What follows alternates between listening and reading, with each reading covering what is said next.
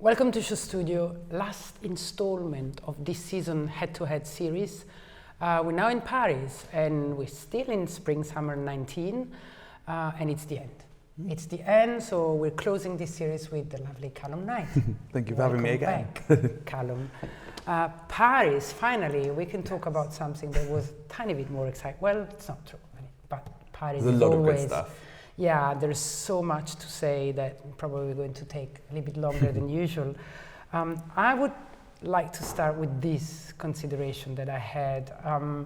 Paris shows the difference between the big bucks, the big company with a lot of money, and the smaller ones more than anywhere else. Yeah. Like you've got, so the week started with Dior wanted to be even earlier because Gucci came, and so then Gucci was the first and Dior didn't want to lose their spot. What? So it was the big spectacle of Dior, we go into that later, versus the big spectacle of Gucci. And then in the middle you have the battle of the titan, Yves Saint Laurent versus Celine. And then at the end you've got Chanel, fighting whoever, Louis Vuitton. Chanel versus with a bit of Miu Miu in the middle. I mean, yeah, the big spectacles of Chanel and Louis Vuitton. And in the middle, luckily, there was something a little bit more romantic, a little more emotional. I want to quote Comme des Garçons. I want to quote Valentino. Valentino is big, but not as big, and doesn't need a spectacle because the collections are really amazing. And then I was expecting a little bit more future, and we had it with Balenciaga, a little bit with Louis Vuitton, more in the collection and also a little bit in the set, but Balenciaga gave us this, finally, luckily. So this is a little bit of a summary of what I felt about Paris. I thought there was some very interesting fashion. I thought there was some not interesting fashion. There's a lot to discuss. Yeah. I mean, it's a hefty schedule. We were there for 10 days. Yeah, 10 days it's of the a longest. full schedule. And that's, that's a lot of clothes. That's a lot of stuff to see. A lot of different mindsets to put your head in, and different customers to think about, and different business plans and all of that. And obviously you don't have to think about business plans, but there's a lot of different communications, and they're all vying to be number one. And every person who's sitting at a show, they're trying to be the best brand of that season. And they're all trying different methods, whether it's a crazy video tunnel like Balenciaga, or it's simple, spectacular clothes at Valentino. Everyone's fighting and giving off so much information, and there's live streams of the show, there's pre-Instagram edits, you have previews with press, it's so busy and it's so loud, which is exciting. It's really exciting. But I think when you sit at a show that actually has great collections, and by great collection I mean new ideas, Margiela by John Galliano, that was incredible this year. Valentino, Balenciaga, Paco Rabanne, Julian Dosena is doing a great job. I mean, when you sit at one of those shows, you remember. Yeah, and it all goes quiet. No matter how many tons of suns Carl brought to the Grand Palais, you remember those. And so you're right, there is a lot, it's intense, but there are the standout. Yeah, and when you stand out, you do. Yeah. Even and if it's Paris. Quite often that isn't to do with the spectacle. Some do, but quite often that isn't to do with anything other than the clothes or the message behind those clothes. Which is still what I prefer, because let's talk about Dior. I mean, that show was pretty cool, but it was distracting from the clothes, and I don't know exactly about those clothes because I remember the dancer, but when I try to look at them, I don't see anything. I don't see new ideas. It's nothing bad. It's elegant. It's pretty. I don't see new ideas. And this is Dior. I mean, this is, there is a legacy there. Yeah. So what did you think? Were you there? I was not there, but I did go to the showroom, and there's a lot of product. There's a lot of stuff riding on these collections. These aren't just, it's a big company. Huge, and you see it. And it doesn't speak to me, directly, or to kind of a lifestyle that I lead at all or hang about in. And it doesn't place anywhere for me, but it does, I believe it places in a lot of people's lives. Maria Grazia Chiuri, whilst in the fashion realm, might not be so respected. In a lot of, respect is not the right word, but not so loved in that way. But in for a lot of people who didn't relate to Raf's really minimal mid-century futurism, or to John's just crazy amazing stuff that fashion loves and the fashion pack feeds off. But there's lots of people who were totally disenfranchised by that, but who had the money to spend and wanted to spend it on Dior but couldn't. And this relates to them, but this is all a long way of saying I actually didn't like the collection at all. Well, the rumor is that Dior has not sold as much and as well in a long time, so kudos for that. What is a little bit disappointing, and I think that's the problem of Maria Grazia Chiuri, is that she was the other half of Valentino, and we were all wondering, was that good casting for Dior? And now Pierpaolo is flying like he's never flown before.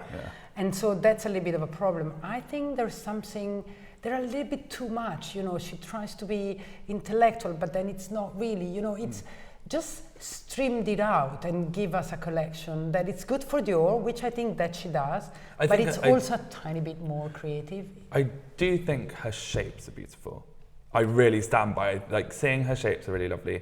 I don't love her fabrications, but there's something there, and it is tapping into a huge market. And, realistically, she knows the house very well by now, and she can see what she wants for her house, but I just don't think it fits with what modern fashion, high fashion, is talking about at the moment. It doesn't seem... It's not pushing boundaries, it's not bringing anything forward. No. Okay, and it's being left behind because of that, I think. So who do we want to talk? Do we want to talk Gucci quickly? Do we want to talk Chanel? I can talk Gucci reasonably simply. Yeah. I thought it was what Alessandro does very well. I thought the menswear really stood out as something that was slightly more obtainable, but still kind of out there, which was great.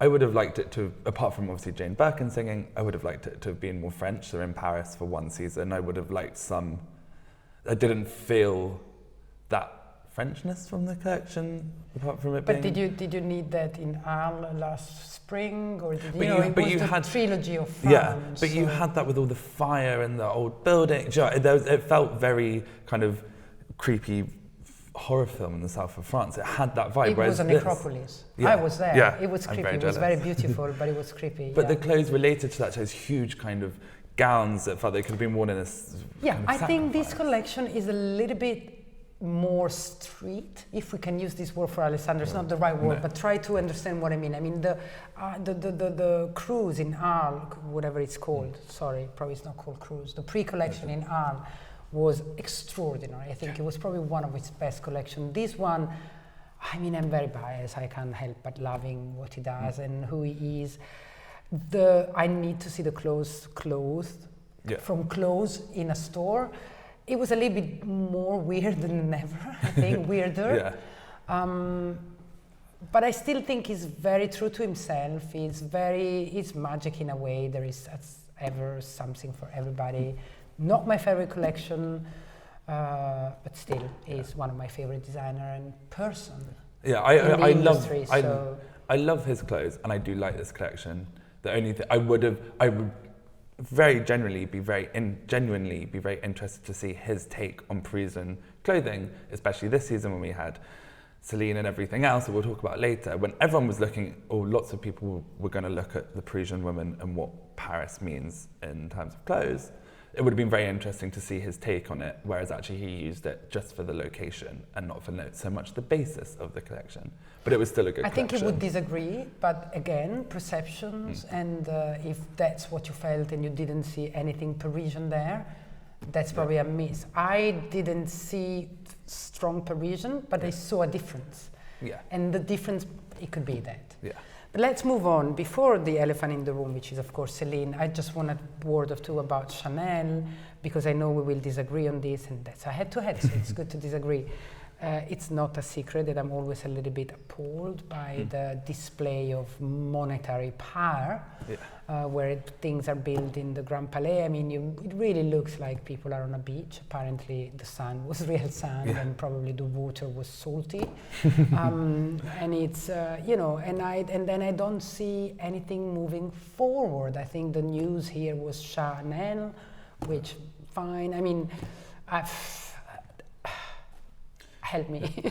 So, you loved it. I loved bits of it, and I have blocked out other bits of it totally and pretend that they're not there because they are not very nice. So the bits that I really liked is the play on the tweed into the A-line dresses with the chain straps. I really liked the bags. I liked all the tweed dresses. I thought the kind of two pieces that were turned into kind of almost safari skirts, I thought that was really fun, really desirable, and actually quite pretty. But probably more modern than usual. Yeah, and more modern. I've been to a few Chanel shows, and I've kind of sat there and been, Chanel, it's the same. It's just a different colour. Whereas this was actually really playing with the shape. Some of the bunch A-line dresses are really gorgeous. This print section that we see here, it looks really tacky. It looks very tacky. Whoa, it's you not, said it. It's not for me, but I just, realistically, I could either sit there and go through the million reasons why Chanel doesn't relate to lots of people and isn't the power that it used to be, or I can try it. When I reviewed this, I tried to look for the things that were exciting and were positive, and there were parts of the show that but I it does focused relate on. to a hell of a lot of people seeing the figures. So yeah, no, I mean it does insanely well, but I didn't want to start when this is my favourite show Carl's done in a long time. So when I was asked to review it, which I did for Show Studio, I didn't want to attack him, or not that it matters what I say in a way. To attack no, for the attack. sake of it, yeah. But I didn't want to start saying that print section because there are actually a lot of really good things here, and it was the most relatable. And I'm interrupt here. That's what everybody does with Carl. What gives him a? That's what everybody does with Chanel and Carl. And for Chanel, it's obviously the power, the advertising, the money, whatever. But I think with Carl, it goes beyond that. There is a huge respect due to his age, his longevity, not in life, in fashion, him doing so many things and always being so successful. And that's what Carl does to people. We cannot criticize his style. Yeah. Well, then don't you think that's because you can say whatever you want, but the numbers are amazing. Yeah, so what's the point? Because does it matter? And realistically, these leather looks does it matter? I don't think it. I don't think the person buying Chanel cares if a 21-year-old went to the show and thought, nah. I don't think that person. There are many 21-year-old Chinese that spend millions in China. But I don't think they would care what I said about the show. Oh no, completely. Do you know what I mean? I think if you're they going... certainly don't. I'm not watching Show Studio right now. Do you know what I mean? There's that kind of disconnect that the customer is... Whereas someone who might go and buy Gucci would go and read Georgie's review or whoever's review, and that would have... I think the Chanel customer doesn't. Yeah, I agree. But also there were, some of the beige looks a bit above this with the chat and the Nell that I really liked them. They're very young. And these ones? Yeah, these ones. I thought they were great, and if you put that next to Maria Grazia Chiuri's beige collection, I'd much rather see these. And I think they're funny fun. enough, because I think if I need to go to a brand that make me look madame and chic, I would certainly go to Maria Grazia Chiuri. True. And not to this, but that's very subjective. Yeah. I've never been a Chanel person in my style, so whatever. I don't think that jacket bottom right with the rounded shoulder, I don't think it's modern. No, I more meant the row above that. Okay. It was quite that one, the little dress, yeah. But I mean, what everyone do thinks I really need to pay that $1,000? Anyway, let's move on. Because we still have a lot of elephants in the room. The biggest elephant is Hedi Slimane for Celine. So the big expectation, we did a panel on that. I was chairing the panel, and it was really weird because... Okay, let me put it like this. Apart from, I don't want to go into, again, all the criticism that everybody gave. It happened on the Kavanaugh hearing. The women here are thin, white, are almost undressed. So, yes, we didn't like that. We're not going into that. Not because we don't care, but because it's been said enough. What I want to say is that he gave an interview before, and Hedi never does that.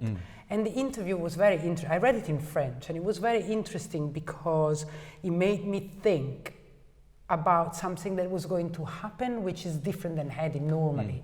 So it made me think that he had reasoned about that and said, I respect Philo, he said it, I'm not, and I don't have to copy Philo, which is why we love that Hedi was chosen. But I will interpret Celine my own way, and then he didn't. No. So that what shocked me the most at the beginning, beyond the casting, beyond whatever we know, was the fact that why the heck did they spend half an hour reading an interview that was so interesting?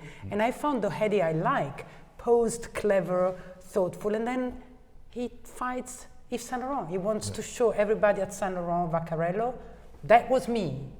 Yeah. And it's still me. So I mean, it is what it is, and everything that's been levied at him, I think, is fair. And everyone who is upset, I think they have a reason to be upset.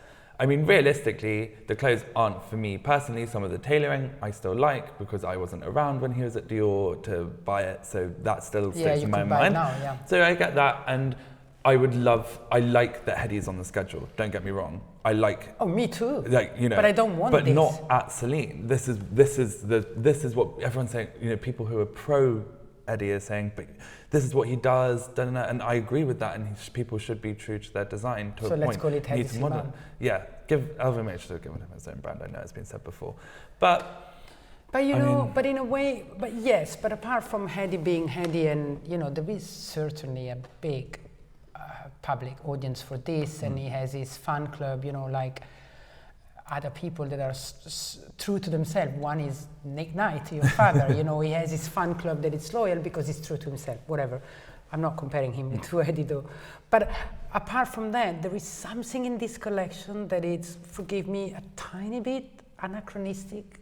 I don't want to say old-fashioned, but it's something like déjà vu. Yeah. Because we've seen it at the end of his Saint Laurent reign. I also do feel, honestly and truly, that the slightly newer customer than when he was at Saint Laurent, but who might be enticed by this, does want diversity, does want a story, does want romance, does want all of that. And I feel like the time he spent out, especially in LA, which as far as I'm aware is quite, I mean, all cities are bubbles, but LA is very bubble in terms, and compared to, you know, Paris, where you travel to Berlin and London, or, you know, LA is a big old bubble, and it's quite segregated from lots of other places just because of distance.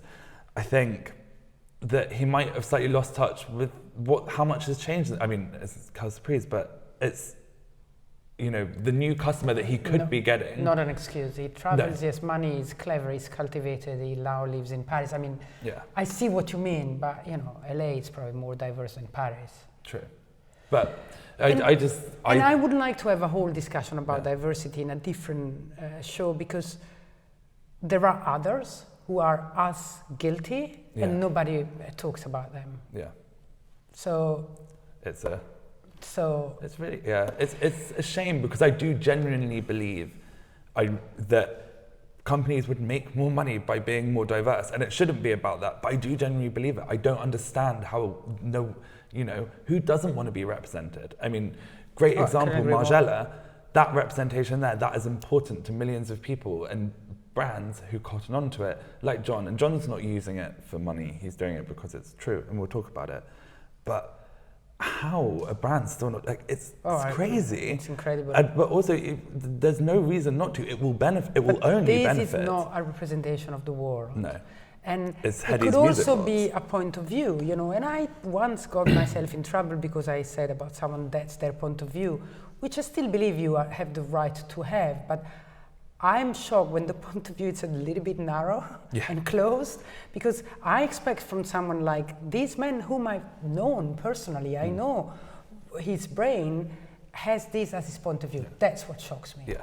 And let's move on, because there's so much to talk about, and I probably skipped Saint Laurent. I personally thought it was as wrong. Yeah. But I never really liked what Vaccarello does. It works, it sells, so I'm probably wrong, but can we move on? Yeah, I'm not. I don't have anything I need to talk about John for Margiela, because it was an extraordinary show, and his podcast was so lovely to listen to and honest. And I think, and you know him personally, I don't, but I think he is in such a good place today. And what it's quite amazing is that he was killed professionally, he killed himself professionally, he was sent away, he took his 4 or 5 years, he really atoned, and he came back, and he's better than ever. I never liked his fashion more.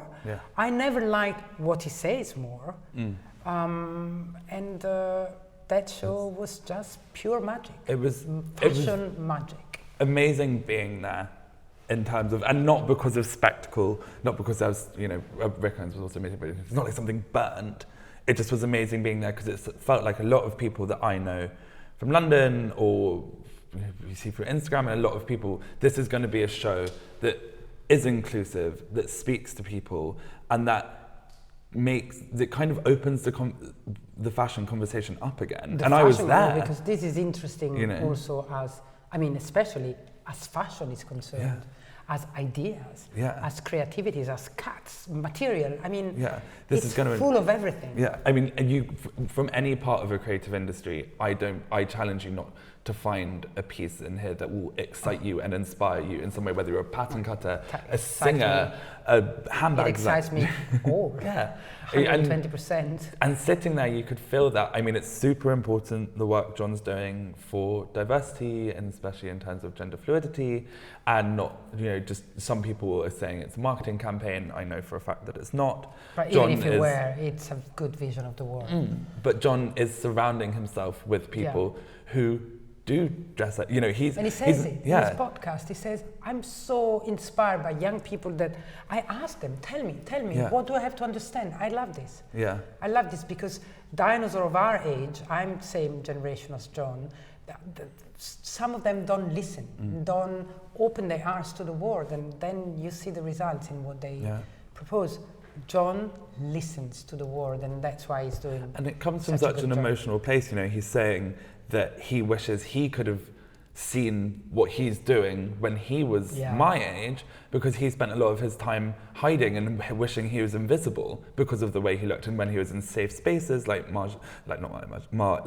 Martin's or Taboo, these clubs in the 80s, he loved it. But then when he walked out of those doors, he wanted to be invisible. In a safe space anymore, But now he sees what my generation have, and safe spaces becoming online spaces, and with social media you can find your people and all of that. And it comes from a very emotional place of knowing what he went through and trying to create a world around that so people genuinely feel included. That's beautiful, and that transcends fashion. That is, a good person. I don't know. But that's why probably I'm so excited, because he feels this strong need to talk. Yeah. And John never really talked much in interviews and stuff, and suddenly this podcast, they give you his voice, and they can only be sincere, because why would he? They're not. You can hear they're not PR.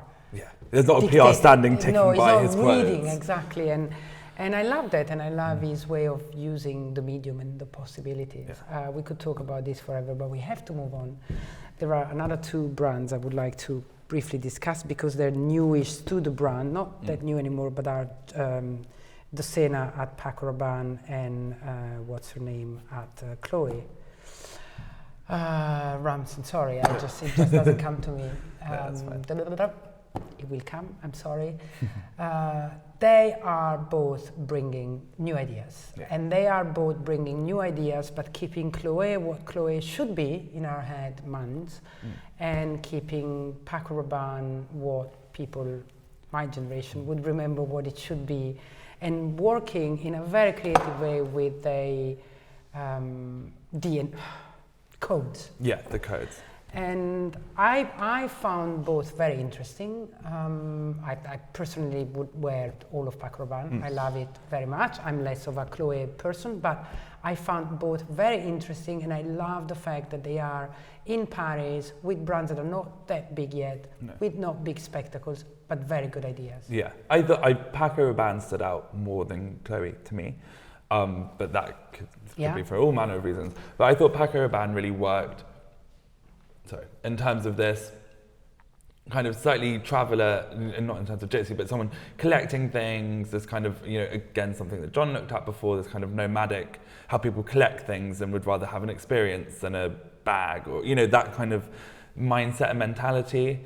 And there's really beautiful handwork, I believe it's handwork at least, in the chainmail with embroidered with flowers. Yeah, but in Natasha's collection for Chloe as well, there is a lot of very good work behind the collection that you don't see here, but it's there.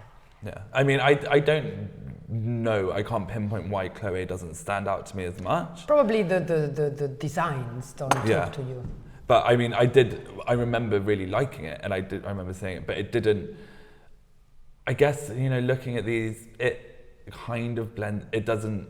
I guess I don't know actually, and this is a communications problem. I guess what Chloe stands for as much as like the history of Paco Rabanne more than you know of Chloe. Yeah, of course. But so Chloe, if you think about Claire's Chloe for many years, before she left for Givenchy, it created this image of the girls that are friendly to each other, women that like women, a little bit hippie chic. This is a little bit for me the French answer to the Coach woman in America. So it's this I see that. hippie chic, modern, not my cup of tea again, but I think she does it really well. She comes from both come from the school of Nicolas. Yeah. Natasha Ramsey was, finally the name came to me, was before she went to Chloe, the head of studio Vuitton under Nicolas. She came to Vuitton with him from Balenciaga. And Julian de Sena was the head of studio at Balenciaga with Nicolas and his partner in life for a long time. So they both come from the Nicolas Ghesquière school, and I see it a little bit, but they both managed to go on and develop what they believe it should be. And I think, especially Julian both of these are doing a very good job, and I wanted to mention them because I think they matter in Paris, and they don't matter only for the press, but they matter for commerce as well. Yeah, and they are beautiful. They are all very beautiful looks, very well put together, and not the right amount of complicated and the right silhouette for now, this kind of simple pared back, but still something slightly subverted about it. It's perfect for now. And they don't try to be anything else than who they are. And I know it sounds banal, but today it's important when because there are many people that try to be someone else. Valentino. So good. I mean, how can he have a standing ovation every time? I mean, it's so good, and it looks so easy and effortless. I mean, that's the thing. That there was no spectacle in the show because the show was a spectacle. Doesn't need it. And I mean, Kirsten McMenemy walking out that first, she is a vision, as with lots of models. Of course, they are models, but there was something so powerful about the way she walked in that huge enveloping gown that just set the she could. And she's a woman in her 40s, so she's the real target of Valentino, and she's beautiful, and it's so refreshing for us women that are not 25 to see it. It's but also it's fantastic. Yeah, I mean, it was standing ovation. Yeah, I would give him one now. The music, Kiri Tekanawa, my favorite voice of all times, this incredible Kiwi Maori singer who's been one of the greatest opera singers of all times. It was so emotional to listen to. I mean, look at the prints and the colors and the way, the lineup of the colors and the prints and the blocks, and it's a fantastic collection. I mean, it's got such a strong story in it. It's so traveled. It's complicated where it needs to be complicated. It's simple and refined where it needs to be simple. And That's refined. very modern. And it's just always a little bit wrong in the that purple and green that we see on that look. The colors are wrong in the right way. Do you know what I mean? Like it doesn't. He was the first, I think, to do a pink and red, and then it became a thing in fashion, or orange and pink. He was one of the first to dare to put those colors. Maybe Heider Ackerman did it before, but in a subtler way. Yeah, but I mean, everything. Nothing seems old hat. Everything you look twice at feels, whether even if it's a simple sheath dress, which actually I don't think was in this collection. I think that's in last. But still, with his work, everything has just been changed slightly. So at first it looks familiar, then suddenly it goes to being totally unfamiliar, and then you can still go back and still see the references, the history in it. And it's so chic. Yeah. It's the Valentino chic. Yeah. I think he's doing a great job. We cannot leave this head-to-head without talking about Balenciaga and Vuitton. I put them together, A, because they're towards the end, B, because I think they're two great designer and great art directors, and because they're the one that probably worked the most with technology in the future. I mean, this technological set of Demna for Balenciaga was extraordinary. Yeah. You were in the tube, right? No, I was not. Oh, you were not? Oh. Because it was a... because they don't give tickets to the studio? That's also because it was a pre-made tunnel that already exists. The seating, there wasn't that many. It was a lot smaller than most shows because they didn't build the tunnel themselves, I believe. Anyway, well, that's at least what I was told. But even though I wasn't there, and I wish I had, I can still appreciate this for what it is. I'm very excited. It was an immersive experience. Immersive experience, and I'm very excited about the move away from streetwear. Whilst I might not personally move away from it as much as brands are, I think it's really exciting. I thank God for this. And I think it'll be very exciting to see people who worship streetwear start to understand, and not like they didn't understand it, but start to really engage with tailoring, with new techniques, with draping, because 4 years ago when streetwear was really huge and Demna came onto the scene, these people were 20 and saving all of their money for Supreme and Balenciaga, and now they're the next customers. So to start seeing brands educating them in classic French techniques, it can be modern without being street. That's what I mean. But that's exciting to see that progression of these 3D printed coats that he's doing, or the bases, and they're vastly expensive, but just incredible, and it's exciting to see. Funny enough, Balenciaga is less expensive, it's more approachable than Vetements. Yeah, well, that's maybe they have because of the quantities quantities. and the carrying factories that are like an economy of scale. But what I really loved about this collection, that I would buy it all, by the way, but it's that it's very modern. It's distancing himself from streetwear in the typical sense of the word, and it's very wearable. Yeah, it's without being boring and non-creative. It's commercial. Yeah. It's really, really strong, and it feels very exciting, and it also feels very grounded in a reality, a very Parisian reality. He quoted that as one of the references was the lifestyle, and he always has looked at European lifestyles. But it felt very Parisian, and it felt very desirable, and it was an extremely strong collection, and one I wish I'd been at. And it doesn't look like Vetements, which I think it's important, because there was a moment where, not really on the catwalk, but I remember going once into Barney's in New York, and I there's Vetements there, and it was Balenciaga, and I'm like, I shouldn't be mixing up, but then it wasn't really my fault. But Demna is growing as is his customer, as is everyone. Very well. Yeah, and he's growing in the right direction, so I think that's really strong.